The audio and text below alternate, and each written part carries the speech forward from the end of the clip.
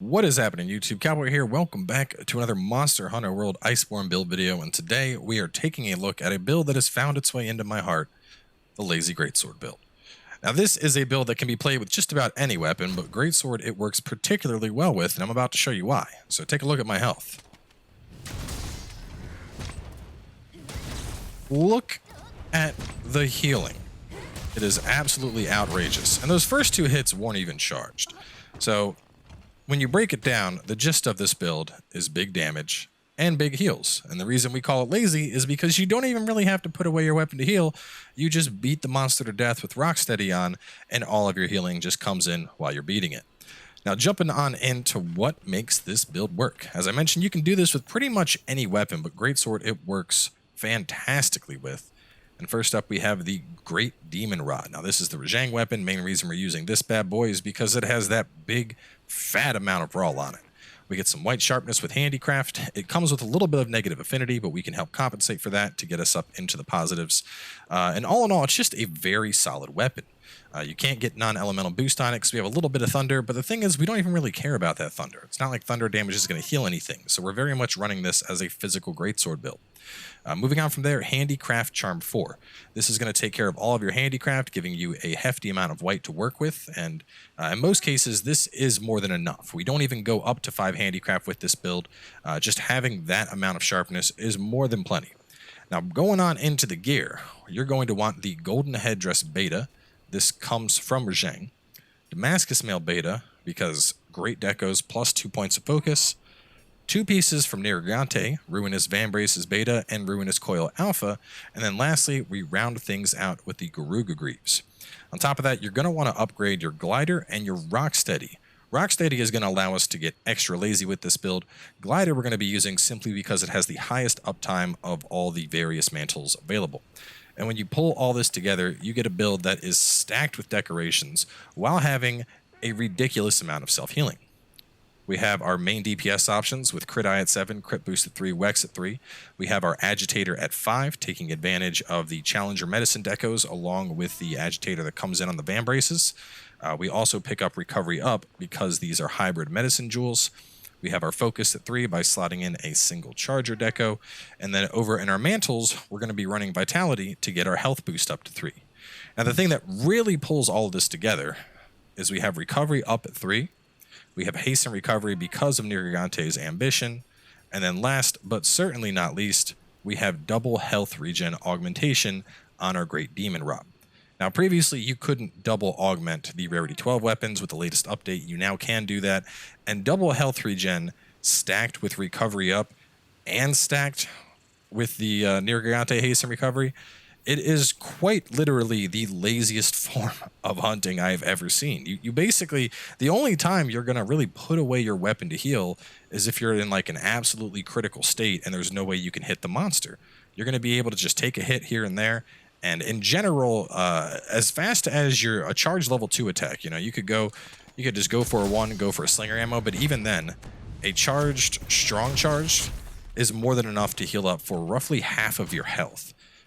As I mentioned, this works well with a lot of weapons. This build works excellently with things like the Switch Axe. It works well with Hammer. You can even get by doing Longsword with something like this. The Longsword will suffer a little bit because of how fast it loses sharpness.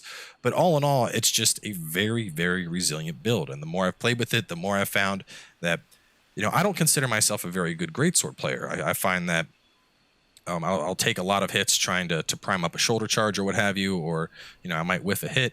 And something like this I have found to be so useful because it is very, very forgiving.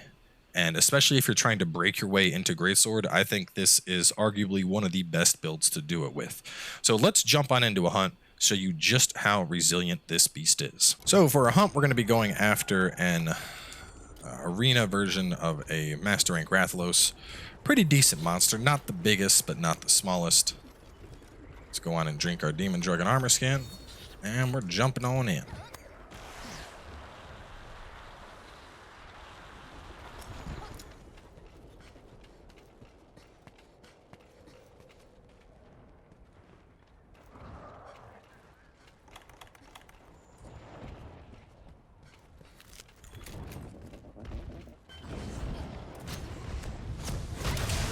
Starting things off with a mount.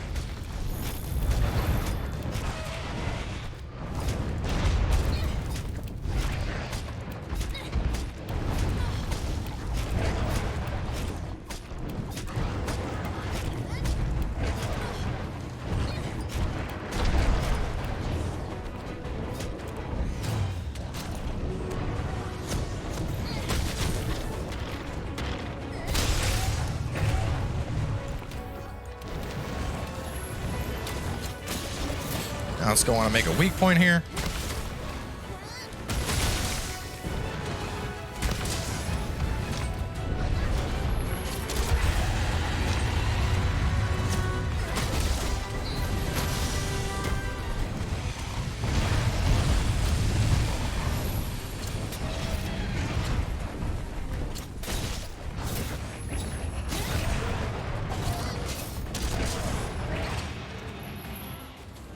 I'd like to go up top and grab more stones, but I'm not going to worry about that for now. We're just going to focus on beating this Wrath into oblivion.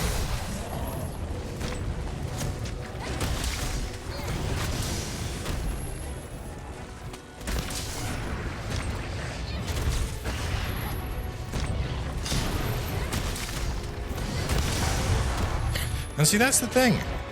Every time this gets hit, you take a hit, and especially while your rock steady is up, you're just like, oh, you hit me? That's okay. You just ignore it. Doesn't even matter. Grab these.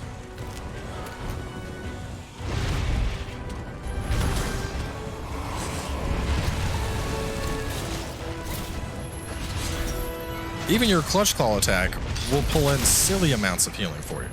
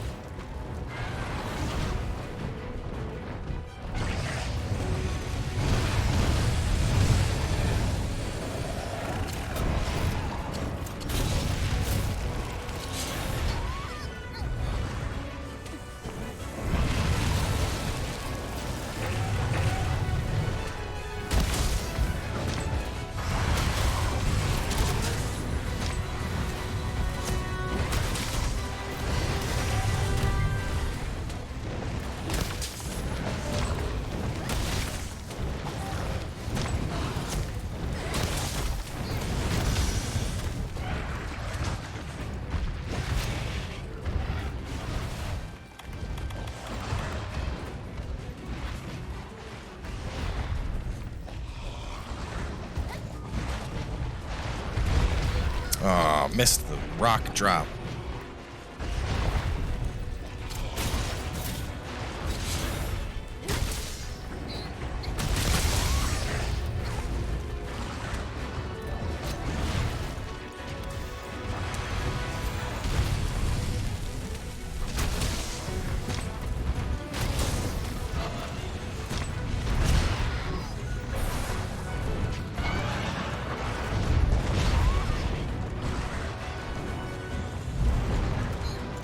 Go on and use our medicine to cure that.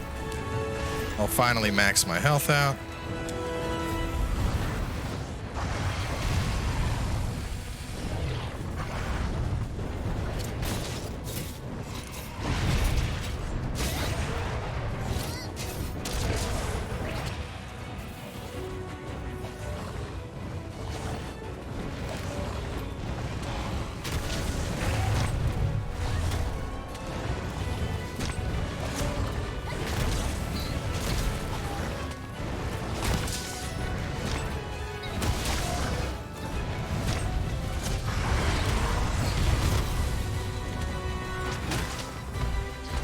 Alright, we're gonna go grab some goodies.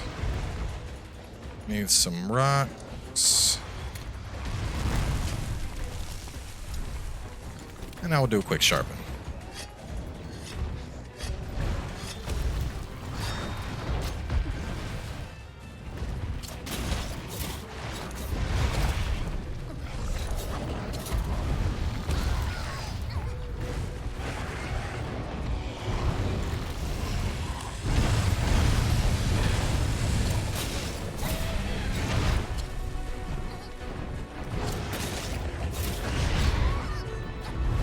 gonna need you to stop.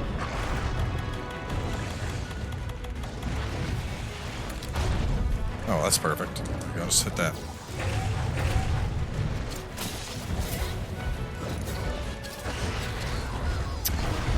Listen here, Wrath, you little shit.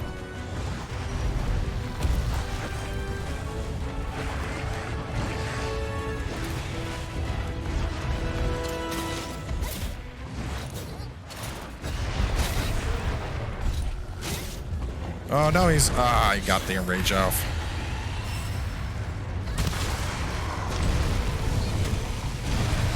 The thing is, this gets way better if you're a better Greatsword player. Like, if you're really good at shoulder checking, this gets even sillier. I consider myself ass at shoulder checking.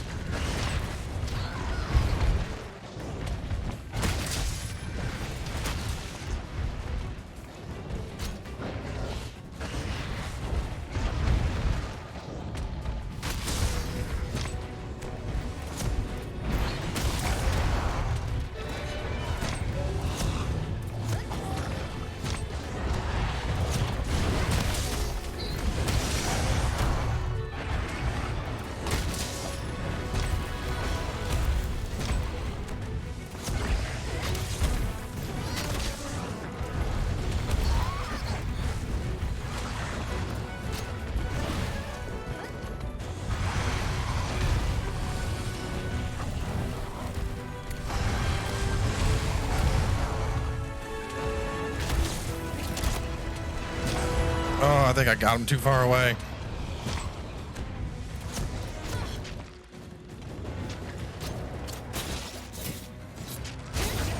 The other great thing about this is having Agitator on, it's very easy to tell when a monster is enraged or not, you know? I mean, I know you can just as easily look at the menu and tell, but having Agitator makes it even easier because there's, you know, 100% no doubt when you actually have something,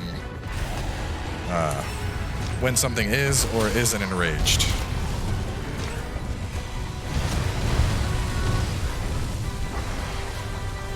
You make me come up there, I'm gonna beat your ass again.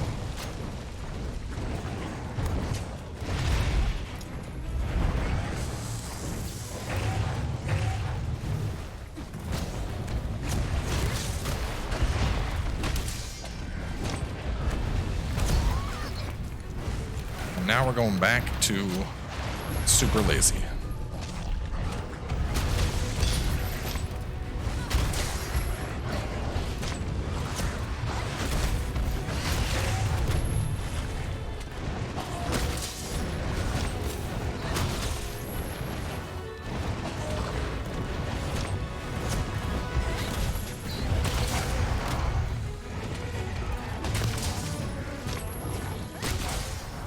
Beautiful.